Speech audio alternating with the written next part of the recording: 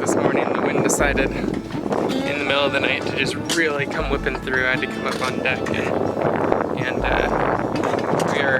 we put out our spare halyards up to the tow rail, and they really helped stabilize the boat in the wind. I had to come out in the middle of the night and do that. But regardless, we're up almost as early as we meant to be this morning, and we're taking off. And the wind is pretty breezy right here, but once we get out in the strait, it actually is going to be totally dead. So we'll see. Hopefully we get to sail today. But start. Here we go.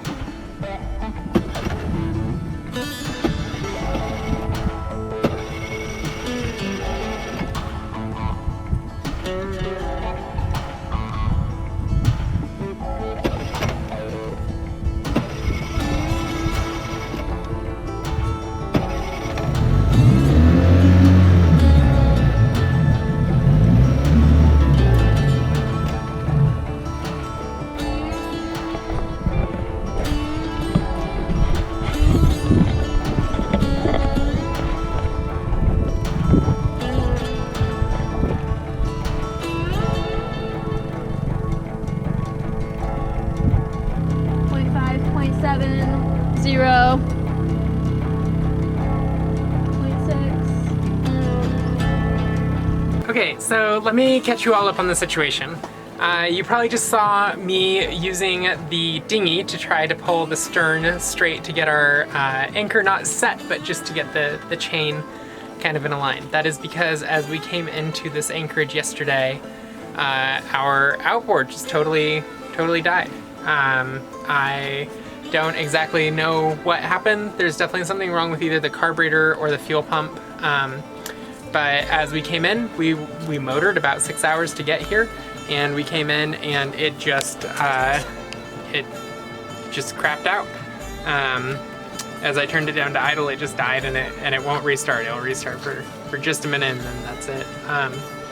So we have a towboat membership, and so we're gonna use it. I tried a lot of the day today to get that to get the motor running again. So we're gonna use our towboat membership. We were going to have them come and get us tonight. However, there's a small craft advisory, and since our anchor is set and we are safe, they told us you just want to stay on anchor. So essentially, because right behind us is just this rocky reef island thing, and we have no engine. If something went wrong, if our anchor drug, if something shocked the system and broke, we would have no way to protect our boat, to try to get out of it. So we are taking every precaution that we can. We let out a bunch of extra anchor road. We typically anchor at a 4-to-1 or 5-to-1 scope. We put all the way out to an 8-to-1, so we have 420 feet of anchor road out right now. So there should be no chance of us shock loading or dragging anchor at all. In fact, I doubt that we'll ever even really sit on our anchor. I think it'll just be the 120 feet of heavy chain that we have down there.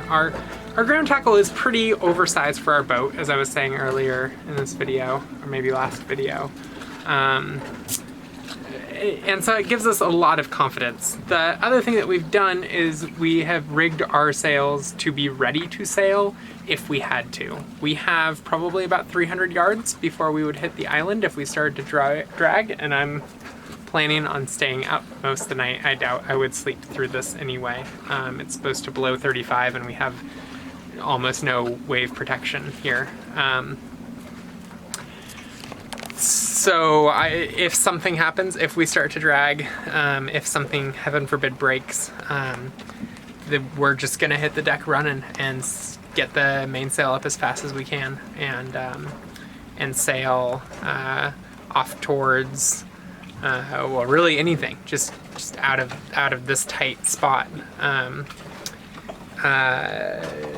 Yeah, so that's our plan.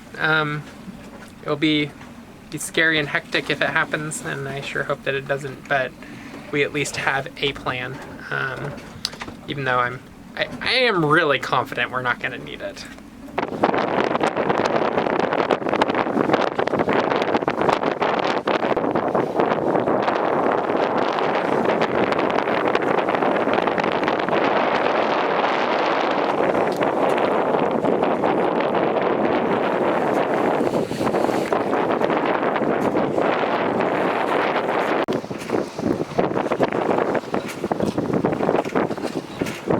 Well, there goes our towboat.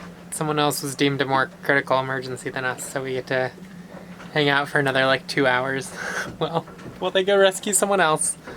And cause really, like, we're sitting here, we're safe. We're, I guess, considered like an emergency because we don't have an engine, but we're not critical, so they'll come back for us.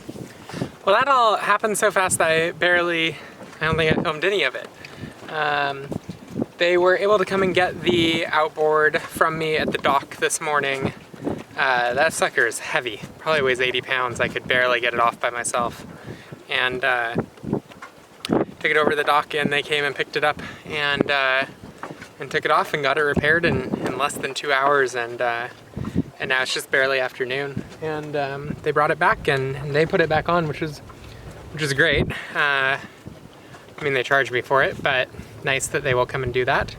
And now we're ready to go. We could leave at any time that we want. Feels very nice to have a motor back again. And yeah, wonderful service from the guys here in Friday Harbor, at Friday Harbor Marine, just to get us seen so fast and get us up and running again so fast.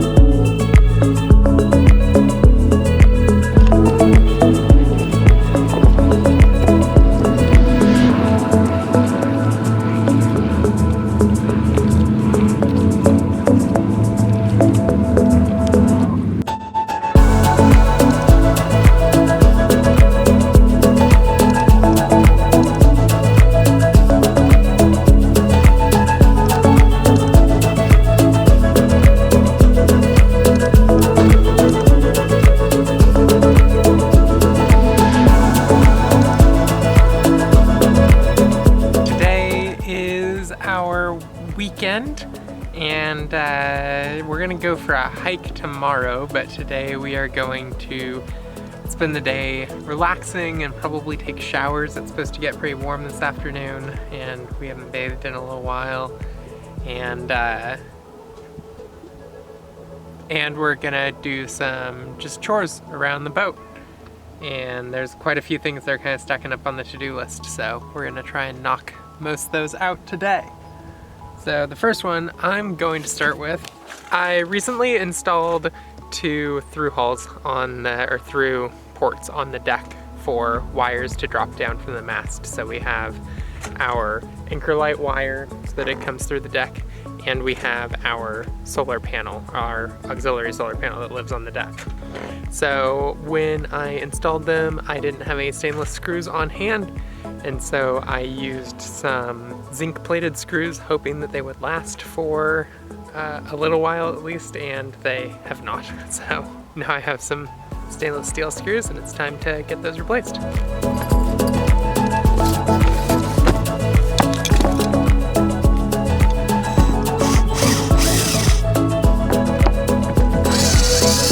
These rusted that badly in just about 10 days.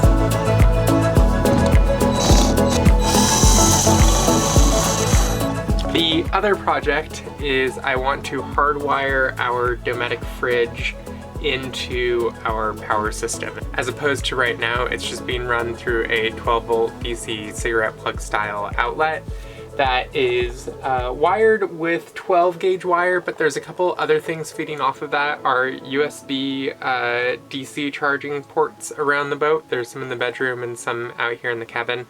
are also run through that, and at night, especially if we're charging our phones, there's just too much voltage drop, and so the fridge doesn't run like it's supposed to. So I want to hardwire it straight into its own switch panel and have its own fuse, and it will just run better. What I want to show you first this morning, though, is how to determine which cable is which on a project like this. So set up here this morning, we have everything that we need to start the wiring process for our Dometic fridge. So this is the power cable that comes with the Dometic fridge.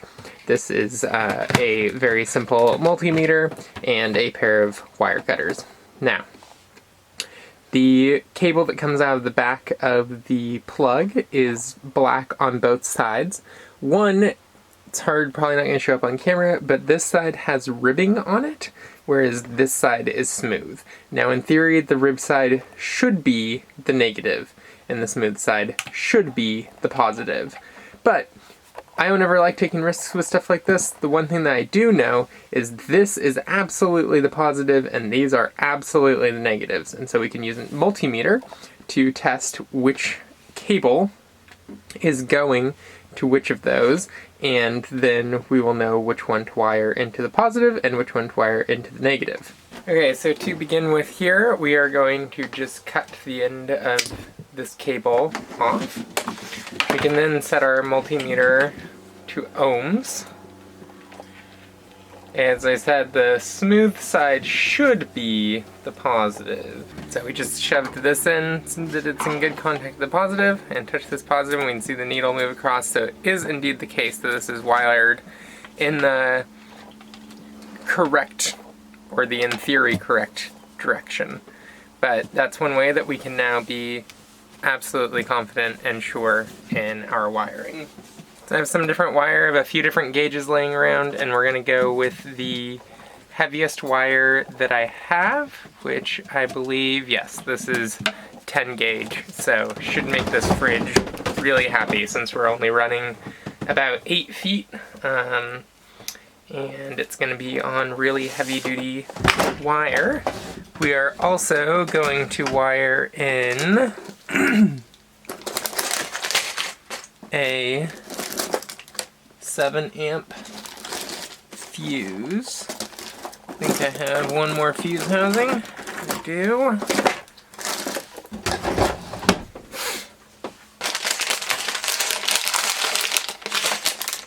One of these is probably 7.5. I think it's the gray ones, if I remember correct. No, that gray one is a 2.